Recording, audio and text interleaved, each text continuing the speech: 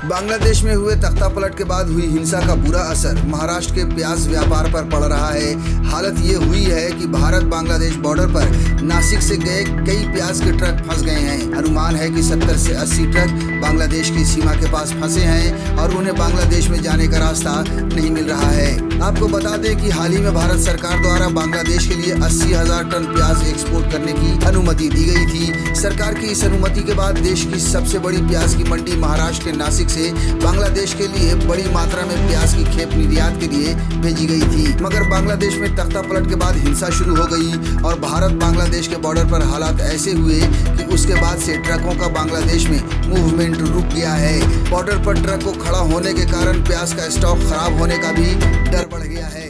बांग्लादेशामध्ये जी राजकीय परिस्थिती निर्माण झालेली आहे त्यामुळे तिथली सगळी अंतर्गत व्यवस्था ठप्प झालेली आहे आणि भारताबरोबरचं दळणवळण थांबलेलं आहे। त्याचा फटका आज कांदा उत्पादक शेतकऱ्यांना बसतोय। अगर सही समय पर प्याज अपनी मंजिल तक नहीं पहुंचा तो महाराष्ट्र के किसानों को नुकसान होगा। इसीलिए स्वाभिमानी शेतकरी संगठना के अध्यक्ष और पूर्व सांसद राजू शेट्टी ने बांग्लादेश सीमा के संबंध में प्रधानमंत्री नरेंद्र मोदी को पत्र लिखा है। उन्होंने सरकार से बांग्लादेश की सीमा खोलकर परिवहन सुचारू करने के लिए हस्तक्षेप की मांग की है और इसके लिए केंद्र सरकार से बांग्लादेश की कार्यवाहक सरकार से संपर्क करने की अपील की है। पत्र में उल्लेख किया कि बांग्लादेश की स्थिति का असर प्याज पैदा करने वाले किसानों पर पड़ रहा है। कांदा घेऊन जाणारे ट्रक सीमेवर थांबलेले आहेत, तेव्हा केंद्र सरकारनं हस्तक्षेप करून आता जी काही काळजीवाहू सरकार बांग्लादेशमध्ये आहे त्यांच्याशी चर्चा करून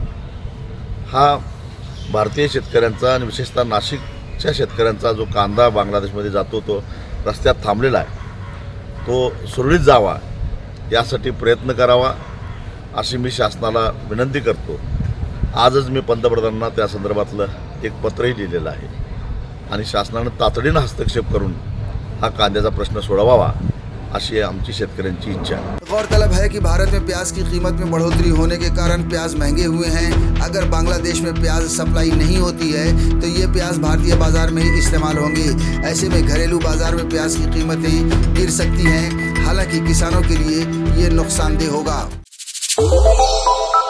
श्रेष्ठ भारत पर खबरों से जुड़े रहने के लिए चैनल को सब्सक्राइब और लाइक करें, बेल आइकन दबाएं और देखते रहें श्रेष्ठ भारत।